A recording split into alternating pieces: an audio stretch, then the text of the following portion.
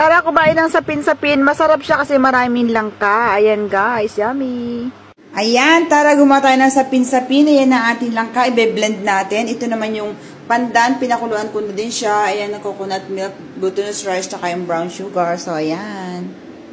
Yan, lagyan ko siya ng coconut milk tsaka ng brown sugar, yung ating langka.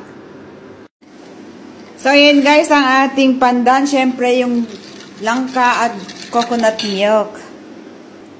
So, ayan guys, siyempre may sugar. Ayan guys, dagdagan natin ng flour. So, ayan, steam-steam lang tayo guys. May ng white dyan. So, ayan na guys, ang ating sapin-sapin. Dumikit siya sa foil. Ayun. So, ayan nga yung ating sapin-sapin. So, medyo reject. Dahil nga nagdikit-dikit. Ayun yung langka, sarap. Ayan guys, sarap. So, ayan na nga guys. Siyempre, yung mga gilid sa akin. Ayan guys, ang ating sapin-sapin. Lagyan natin ng latik. Yan guys. Oh, ang ganda. Ito, siyempre, oh, ayan oh. Masarap siya kasi marami siyang langka. Ayan. Maraming langka. Yan guys.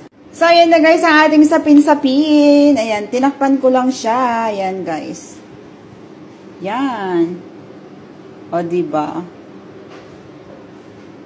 Yan ang ating sapin-sapin na may latik.